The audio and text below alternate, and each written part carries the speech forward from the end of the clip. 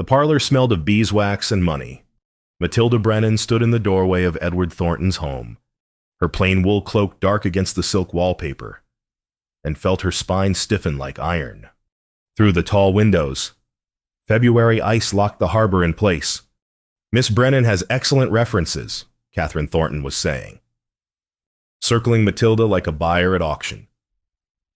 "Educated, moral character, good with children. The minister's daughter, of course, so her reputation is above reproach." Matilda's hands clenched in her cloak. She had come because her father asked, because refusing a summons from the Thorntons meant trouble for his small church. But this catalogue of her qualities as though she were livestock. "I'm not cattle to be inspected. Mrs. Thornton." The words came out harder than she intended. Catherine's mouth opened in shock. At the window, the man who'd been silent through the entire proceeding turned. Edward Thornton was younger than Matilda expected, perhaps 35, with lines around his eyes that spoke of either laughter or grief. His expensive suit fit perfectly. His expression did not. "My mother is wrong, Miss Brennan," he said quietly. "Let me take you home." Catherine sputtered. "Edward, I know what you arranged. Mother." His voice held no anger, only weariness. "Miss Brennan, please. My carriage is waiting." Matilda should have refused on principle. Should have walked out into the February cold with her dignity intact. But something in his face, the way he'd sided with her against his own mother without hesitation, made her nod. The carriage ride should have been awkward. Edward handed her in, instructed the driver, then sat across from her in silence as they rolled through streets lined with snow. The horses' hooves made soft sounds on the packed ice. "I owe you a better apology than that one," he said finally. Matilda looked at him. Up close, she could see the grief lines clearly. "Your mother wants you remarried." "My mother wants many things." He glanced out the window. "What did you want to discuss today? If not marriage arrangements?" The question surprised her. "I wanted to tell her I wasn't interested in being inspected like breeding stock." A smile ghosted across his face. "Fair enough." He paused. "But if you could have discussed anything, what would it have been?" She shouldn't answer, shouldn't engage, but his question held genuine curiosity, not mockery. "I want to open a school for children whose parents work the docks and mills, girls especially." "Why girls especially?" "Because everyone assumes they don't need education, that they'll just marry and that's enough." She heard the heat in her own voice. "But they deserve more than assumptions." Edward nodded slowly. "My daughter stopped singing when her mother died. I don't know how to reach her anymore." The confession came so quietly Matilda almost missed it. She looked at him again, saw past the expensive clothes to the man inside. Lonely. Lost. "My mother died when I was 12, she said. "I remember my father trying so hard to be both parents. He couldn't. No one can. But he was there. That mattered." Was it enough? It was honest. She studied his face. That's better than pretending. The carriage slowed. They'd reached her modest home beside the church, and Matilda realized she'd talked more openly with this stranger than she had with anyone in months. It unsettled her. Edward opened the door himself, handed her down. "Miss Brennan, might I call on your father sometime, not as a suitor?" he added quickly. "But I'd like to discuss your school funding, perhaps as a business investment." She should say no. Should end this before it became complicated. But she thought of the children she already taught in the church basement, the girls who deserved better. Yes, she heard herself say, that would be acceptable. His smile was slight but real. "Thank you." She watched his carriage pull away, confused by her own response.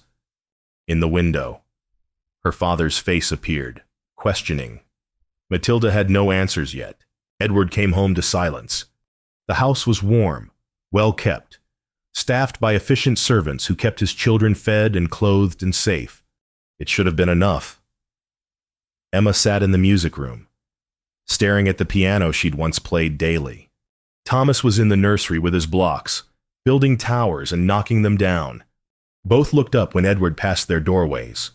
Both looked away just as quickly. He found his mother in her sitting room, embroidery in her lap. That was cruel. Mother. Catherine set down her needle. I'm watching you die slowly. Edward. Watching my grandchildren grow up without warmth. That girl would have been perfect. That woman has a name and a life and dreams that don't include being purchased for convenience. I never suggested. You paraded her like livestock. Edward sat suddenly tired. I know you mean well, but this isn't the way. Then what is? Catherine's voice broke. You work yourself to exhaustion. You barely speak to the children. Margaret died 2 years ago. Edward. 2 years, and you're still punishing yourself. The words hit like fists. Edward stood, walked to the window. Below, the frozen harbor stretched gray and lifeless. She wanted another child. He said quietly. The doctors warned against it. I should have refused. She made her own choice. I could have stopped her. No. Catherine came to stand beside him. You could have loved her less. Perhaps made her want less. But that wouldn't have been kindness either. Edward closed his eyes. Outside, ice creaked and groaned, locked solid until spring. 3 days later, he visited Reverend Brennan. The parsonage was modest but well kept, warm with the smell of bread baking. The Reverend was a slight man with kind eyes and ink-stained fingers. Mr. Thornton, this is unexpected. I want to discuss your daughter's school project, Edward said. As a business investment. They talked for an hour about logistics, costs, curriculum. Then Edward heard children's voices from the next room. He looked through the doorway and stopped. Matilda sat cross-legged on the floor with 3 children around her, teaching them letters. Her face was animated, patient. One girl struggled with her slate, and Matilda guided her hand gently, forming the curves of a B. Again, Matilda said, you're almost there. The girl tried again, got it right. And Matilda's smile blazed with such genuine joy that Edward felt something crack in his chest. Not breaking. Opening. Emma used to smile like that. Mr. Thornton. The Reverend was watching him. Edward pulled his gaze away. Forgive me. Your daughter is a natural teacher. She has a gift for it. Pride warmed the Reverend's voice. More than that. She has passion. She sees each child as having infinite worth. Edward thought of his own children's careful faces. Yes, I can see that. They settled on terms for funding. Edward would visit again to discuss details. All very proper, very businesslike. But riding home through the winter streets, he couldn't stop thinking about Matilda's face as she taught, about her fire when she defended her dignity, about the way she'd spoken of her dead mother with grief and love mingled together. He was lonely. He'd been lonely for 2 years. But today, for an hour, he'd felt almost present in his own life. It was dangerous. This feeling. Edward knew that, but he couldn't quite bring himself to turn away from it. The library was the finest building for 200 miles. Funded by mining money and civic pride, Matilda came every Saturday afternoon to read pedagogy texts and dream of her school. She didn't expect to see Edward Thornton there 2 weeks after his visit to her father. He looked up from a book on railroad expansion, saw her, and something like relief crossed his face. Miss Brennan. Mr. Thornton. She should walk to a different table, should maintain proper distance. Instead, she found herself asking, Are you investing in railroads now too? Considering it. The West is opening up. He gestured to the chair across from him. Please. She sat. They talked about books, about education theory, about his shipping business and her teaching. The conversation flowed easily.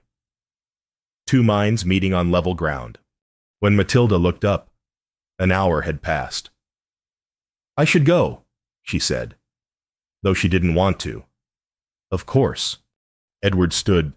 "Miss Brennan, I've enjoyed this very much." 2 weeks later, he was there again. And 2 weeks after that, Matilda told herself it was coincidence. Then one Saturday she arrived to find him already seated at their table, book unopened, clearly waiting. Their eyes met across the library. No more pretense. "I confess I timed my arrival to yours," he said when she sat down. "I know." Matilda said, "I've been doing the same." Something eased in his expression. "Then we're both guilty of premeditation." "Apparently," she smiled despite herself. "What are we doing, Mr. Thornton?" "I think we're becoming friends." He said it carefully, testing the words. "Is that acceptable? It should not be a wealthy widower and a minister's daughter meeting in secret, even in a public library." But Matilda had spent so many years being proper, being careful, being exactly what was expected. "Yes," she said, "that's acceptable." They fell into rhythm. Saturdays at the library, sometimes walking afterward if the weather permitted. Edward talked about his children, his worry that he was failing them. Matilda spoke of her mother's death, her father's gentle poverty, her determination to build something lasting. The town noticed. Of course they did. The librarian, Miss Chen, smiled knowingly as she shelved books nearby. Merchants whispered when Edward handed Matilda into his carriage during a snowstorm. Mrs. Patterson from the church committee watched them through the library window with narrowed eyes. But in the library, they had claimed space that felt like theirs. Neutral ground where shipping tycoon and minister's daughter could simply be two people talking. March came with false promises. Early crocuses pushed through snow, then died when the cold returned. Matilda walked through the small park near the harbor, gathering her thoughts before meeting Edward. She heard the child crying before she saw him. Thomas Thornton sat in the muddy grass, holding his knee, tears streaming down his face. His nurse stood nearby, wringing her hands uselessly. Matilda knelt beside him. "Let me see." "I fell," Thomas sobbed. "Papa will be so disappointed." "Why would he be disappointed? Because I'm clumsy, because I'm always—" "Hush." Matilda produced her handkerchief, cleaned the scrape gently. "You're 6 years old and you fell down. That's what 6-year-olds do. It doesn't make you clumsy. It makes you human." Thomas looked at her with his father's eyes. "Really? Really?" She tied the handkerchief around his knee. "There. Now you're a wounded soldier. Very brave." A small smile appeared. Nearby, another child watched a girl with dark curls and solemn eyes. Emma. "Would you like a story while you recover?" Matilda asked Thomas. "Yes, please." She told them about a frontier woman who befriended a wolf, about courage and kindness and not judging by appearances. Both children listened raptly. Emma edged closer, hungry for attention. "Miss Brennan," Emma's voice was tiny. "Would you come to tea sometime?" Matilda's chest tightened. "I would like that very much." "Miss Brennan." Edward's voice behind her. She turned. He stood on the path, summoned by the frantic nurse, and his face showed everything: surprise, relief, something deeper and more complicated. "Papa." Miss Brennan fixed my knee, Thomas said proudly. Edward knelt, examined his son's bandaged injury. "So I see." His eyes met Matilda's. "Thank you. It was nothing. It wasn't nothing." He stood, helped her up. "Walk with me." They left the children with the nurse, strolled along the harbor path. Ice was breaking up now, moving in slow sheets downstream. "I don't know how to be both parents," Edward said quietly. I thought staying distant was safer than trying and failing them again. But I'm failing them anyway. Safety is another word for loneliness, Matilda said. He stopped walking, looked at her. You understand. I built my own walls, Mr. Thornton. Independence can be a fortress, too. They stood in the spring wind, ice breaking around them, and something shifted. Not love, not yet. But recognition. Two people tired of being careful, being safe, being alone. Edward, he said. Please call me Edward. Matilda. He smiled. Emma's voice drifted from the park, laughing at something Thomas said. Edward closed his eyes, listening. I haven't heard her laugh in so long. He murmured. Matilda understood then what she was risking. Not just her own heart, but theirs, Emma's, Thomas's, his. But some risks were worth taking. The scandal started quietly, as scandals do in small towns. Catherine Thornton summoned Matilda's father to tea. The conversation was polite but pointed. Perhaps dear Matilda should consider the appearance of spending so much time with a widower. People were beginning to talk. Reverend Brennan came home troubled. The Thorntons are important to the church. Matilda, their donations. I know, Papa. Matilda kept her voice steady. But Edward and I are only friends. Her father's look was kind but knowing. Are you? She didn't answer, because she didn't know anymore. At the church committee meeting, Mrs. Patterson raised concerns about the minister's daughter and propriety. Nothing direct, just little cuts. Of course, we trust Matilda's judgment, but appearances matter. A young woman must be above reproach. The Thornton family has suffered enough scandal with the first Mrs. Thornton's tragic passing. Word reached Edward through his business partners. Over whiskey and cigars, they joked about his charitable interest in the minister's daughter. Was he planning to fund her little school? Or was this about something else? Edward smiled tightly and said, nothing. But fury burned in his chest, not at the men, at himself, for being careless with Matilda's reputation, for assuming their friendship would be seen as innocent. The next Saturday at the library, Miss Chen pulled Matilda aside. I'm so sorry, the librarian said. The committee has suggested that your presence disturbs other patrons when Mr. Thornton visits. Matilda went very still. Suggested. They didn't forbid you from coming, but they made it clear that your continued use of the library depends on maintaining appropriate distance. From certain patrons, the humiliation burned. After Miss Chen walked away, Matilda stood among the stacks, shaking with anger. Not cattle to be inspected, just cattle to be managed. Edward arrived 20 minutes later, saw her face immediately. What happened? She told him, watched his jaw tighten. This is my fault, he said. I should have been more careful. Don't, the word came sharp. Don't apologize for treating me like an equal. That's what everyone else wants, for you to remember your place, and me to remember mine. I don't give a damn about their places, but I do. Matilda's voice softened. My father's livelihood depends on that church. Your children need their grandmother's support. We can't just ignore the consequences. Edward looked at her for a long moment. What are you saying? I'm saying perhaps it's better if we don't. She couldn't finish.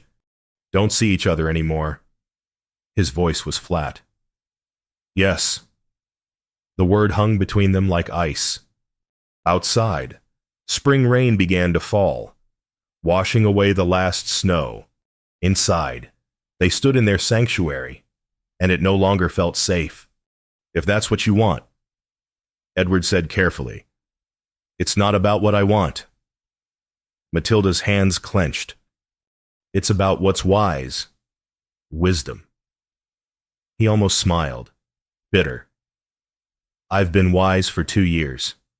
Kept my head down, raised my children quietly, made money, and donated to the right causes. and I've been miserable every single day. Edward, no. He held up a hand. You're right. This is foolish. We barely know each other. We're from different worlds. There are dozens of reasons this is impossible. Then you agree. I didn't say that. His eyes held hers. I said there are reasons. I didn't say they mattered more than this. Matilda's breath caught. What is this? I don't know yet. His voice roughened. But I know I haven't felt alive in 2 years. And then you stood in my mother's parlor and refused to be diminished. And something in me woke up. These past weeks talking with you, I've been present. Do you understand present in my own life for the first time since Margaret died?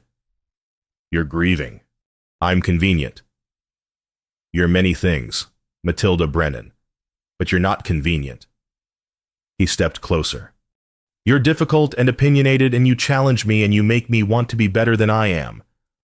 That's not fair, she whispered. None of this is fair. He stopped, seeming to hear himself. I'm sorry. This is too much. You're right, we should stop before anyone else gets hurt.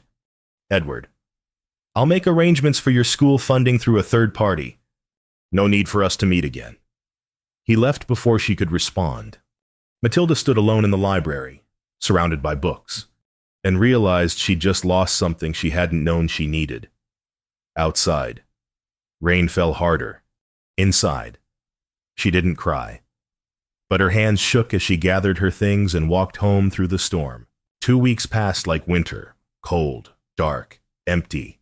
Edward buried himself in work, came home late to avoid his children's questions. Emma asked once where Miss Brennan was. Edward said she was busy. Emma didn't ask again, but her eyes held reproach. Thomas had nightmares, woke crying for his mama. Edward held him, felt helpless. Went back to work the next day because at least there he knew what he was doing. Catherine watched her son deteriorate with helpless fury. You care for her. It doesn't matter. Of course it matters. Edward, I said it doesn't matter. His voice was too harsh. He softened it. Mother, please, I'm handling this. You're not handling it. You're hiding from it. She was right. Edward knew she was right. But what was the alternative? Court Matilda properly, subject her to more gossip, damage her father's position, or abandon this entirely. Return to the safe numbness of the past 2 years. Both options felt like drowning. Matilda threw herself into preparing her school. Her father had found a small space in the church basement. She gathered books, supplies, built lesson plans, kept busy, kept moving. Didn't think about Edward's face when they'd said goodbye, failed utterly at not thinking about it. Her father found her crying over a pile of primers one evening. Oh, my dear, I'm fine. Papa, you're not fine. He sat beside her. You care for him. It doesn't matter. Why not? Because I spent years nursing Mama, watching her die slowly, being the good daughter who sacrificed everything. Matilda's voice broke. I swore I'd never be dependent again. Never need someone so much that losing them destroyed me. Ah. Her father's voice was gentle. So you're choosing to lose him now, while you still have control over it? That's not... She stopped. Yes, that's exactly what I'm doing. Matilda, let me show you something. He left, returned with a small wooden box. Inside were letters, yellowed with age. Your mother wrote these the last month of her life. She asked me to give them to you when you were older. I think perhaps now is the time. Matilda's hands shook as she opened the first letter. Her mother's handwriting, shaky but determined. My darling girl, I know you'll be strong after I'm gone. You're so fierce, so determined, but strength isn't the same as armor. Don't confuse being independent with being alone. The bravest thing you can do is let yourself be chosen and choose back, even knowing you might lose. That's what love is. Not safety, not protection, just choosing, every day, to be present for someone else. Matilda read through tears when she finished. She looked at her father. What if I'm not brave enough? What if you are? She didn't sleep that night. Lay awake thinking about Edward's face when he'd said he felt alive with her. About Emma's hungry eyes. About Thomas's small hand in hers. About the library on Saturday afternoons. Talking about everything and nothing. About choosing. Morning came with genuine spring. Not false promises this time. Real warmth. Real thaw. Matilda washed her face. Dressed carefully. Walked into town. She saw Edward at the same moment he saw her. Both stood on opposite sides of the muddy street, staring. Then both started forward. They met in the middle, mud on their shoes. People watching from shop windows. May we talk? Edward said. Yes, Matilda answered. Please. They returned to the library, their territory, the place this had started. Miss Chen saw them, smiled, and quietly moved to the far side of the room, giving them space. Bless her. Edward and Matilda sat at their table. The same books were there, railroad expansion, pedagogy texts, as though nothing had changed, as though everything hadn't changed. I visited Margaret's grave, Edward said quietly. First time since the funeral. Matilda waited. I told her I was sorry for not stopping her from having another child, for surviving when she didn't, for being so paralyzed by guilt that I couldn't even be present for our children. He looked at his hands, and I told her about you. What did you say? That I met someone who makes me want to try again. Not to replace her, I could never do that, but to live again, to be a father. Emma and Thomas deserve. To be a man who doesn't hide behind work and grief. His eyes met hers. I asked her permission. To choose life. To choose you. Matilda's breath caught. Edward. Let me finish. He leaned forward. These 3 months knowing you are the first time since Margaret died that I've felt present in my own life. You credit me with treating you as equal. But the truth is, you demanded it. You refused to be diminished, and that forced me to meet you honestly. No pretense. No careful social dancing.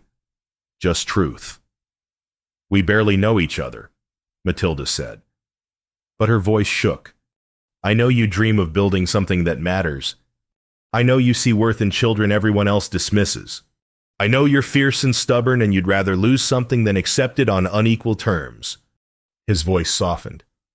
I know you're afraid of depending on anyone because you watched your mother die and decided safety meant isolation. Tears pricked her eyes. That's not fair. It's true, though. He reached across the table, stopped just short of touching her hand. Matilda, my children ask about you. Emma wants you to teach her to play piano again. She hasn't touched it since Margaret died. But she told my mother she'd try if you were there. Thomas had a nightmare and asked for you before he asked for me. Don't use your children. I'm not. His voice turned fierce. I'm telling you the truth. They need you. But more than that, I need you. Not as mother for them, not as solution to my household, as partner. As the person who sees me clearly and doesn't flinch, as my friend and, if you'll let me say it, the woman I'm falling in love with. The words hung in the air, around them. The library was silent. Outside.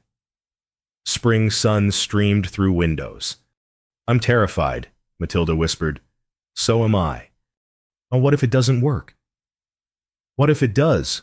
Edward's smile was tentative. Matilda, remember what you told me that first day you said you weren't cattle to be inspected? You were right. You're not. You're a woman with dreams and dignity and fierce independence. I'm not asking you to give any of that up. What are you asking? I'm asking you to choose. He took a breath. You said you weren't for sale. And you're not. You never could be. But I'm choosing you not for my children, though they love you. Not for my mother, though she'd be pleased. Not for society or convenience or any other reason except this one. I choose you for me. Because you make me want to be brave enough to try. So I'm asking, choose me back. Matilda looked at him, saw the man behind the expensive suits, the grief survivor, the father trying desperately to do right by his children, saw the person who'd defended her dignity before he knew her name, who'd met her as equal when he could have demanded deference. She thought of her mother's letter. The bravest thing is letting yourself be chosen. I choose you, she said. I choose us. His smile broke like dawn.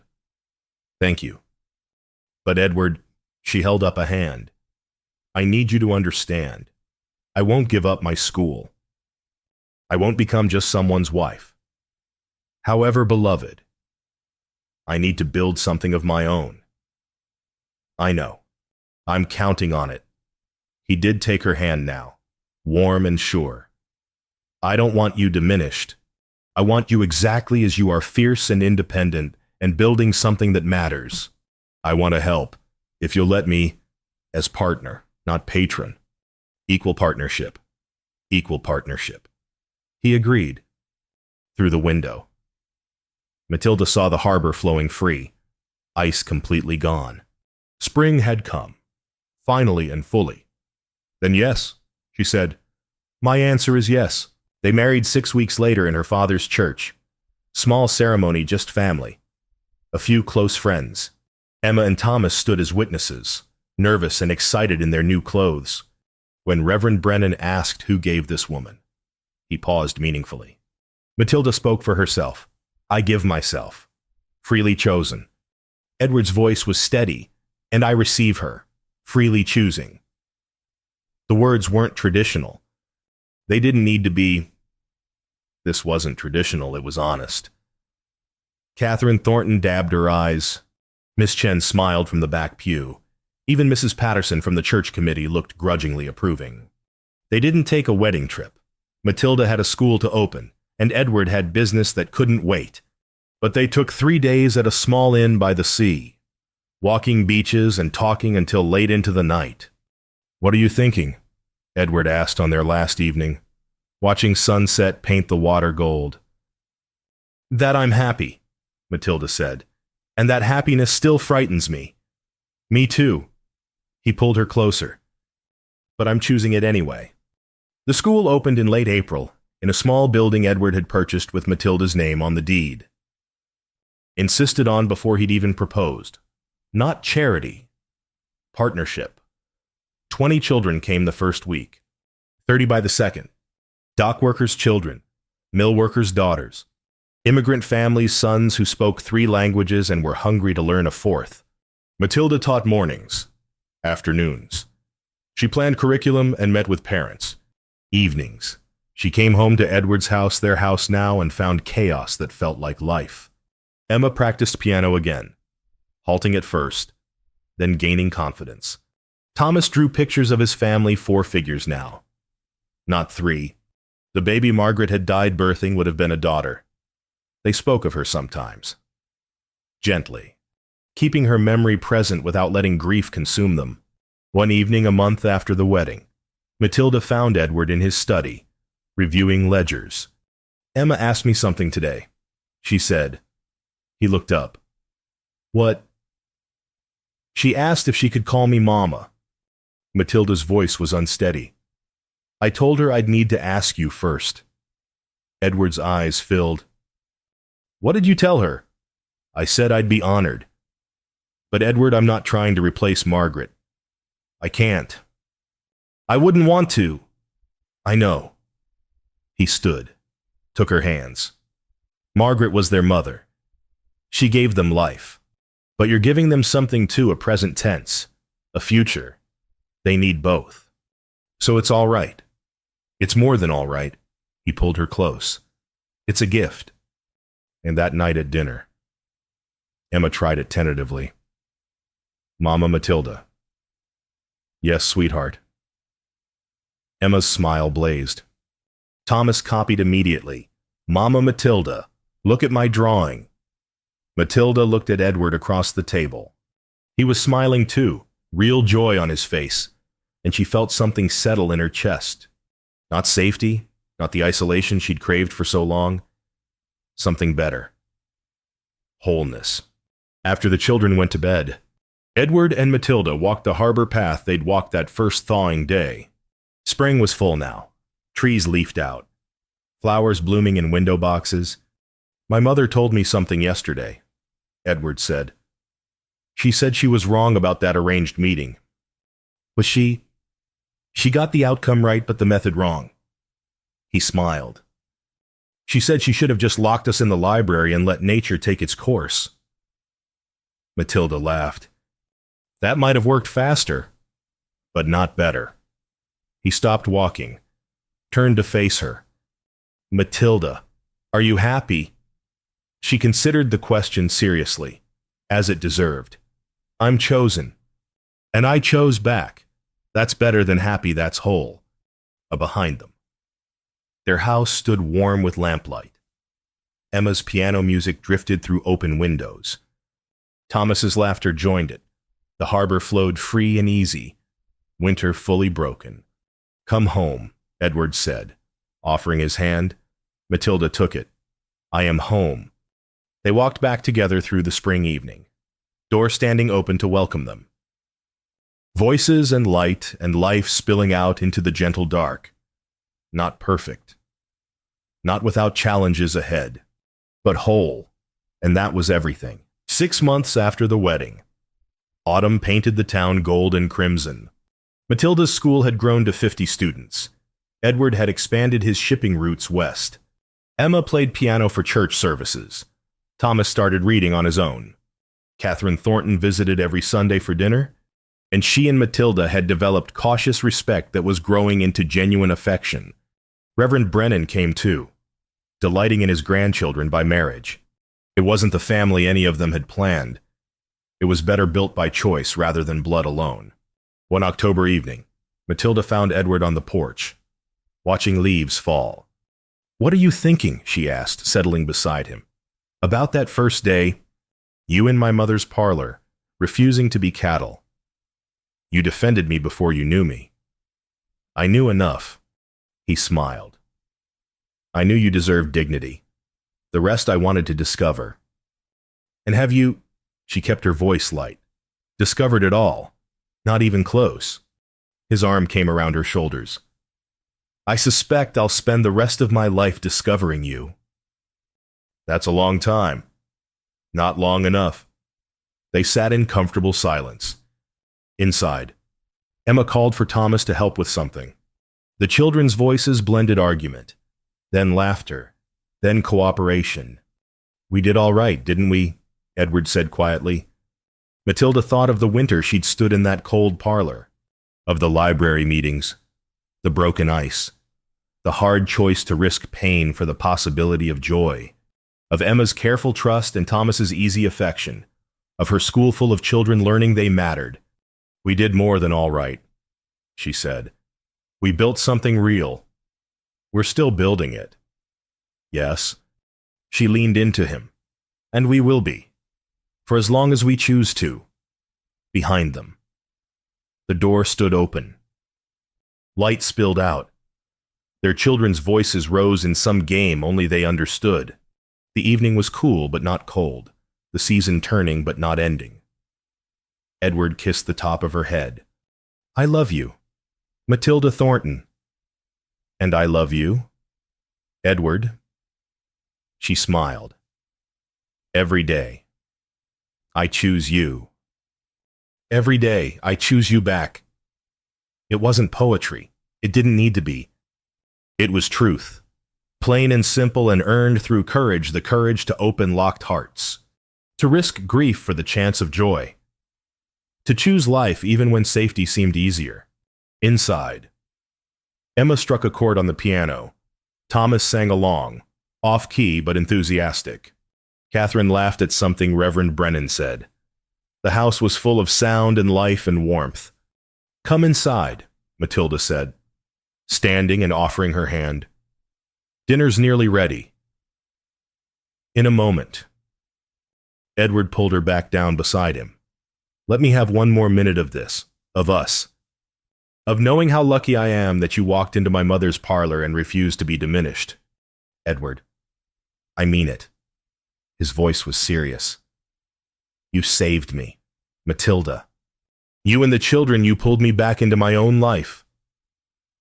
You saved yourself, she corrected gently. You chose to try. I just gave you a reason. You are the reason. No. She cupped his face. We're the reason, all of us, together. That's what makes this work, not me rescuing you or you rescuing me, but both of us choosing each other. Every day. Building something neither of us could build alone. He kissed her then. Soft and sure. Inside, Emma called for them. Dinner was ready. Life was waiting.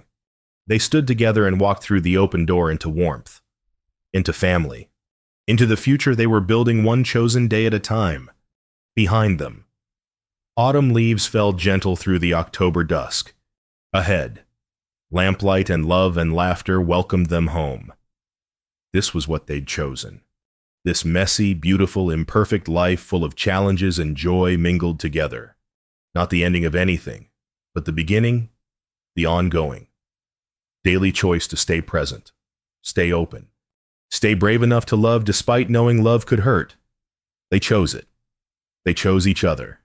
They chose life. And that made all the difference. Spring came again, the second since they'd married. The garden Matilda had planted bloomed enthusiastically, roses and lavender and herbs for cooking.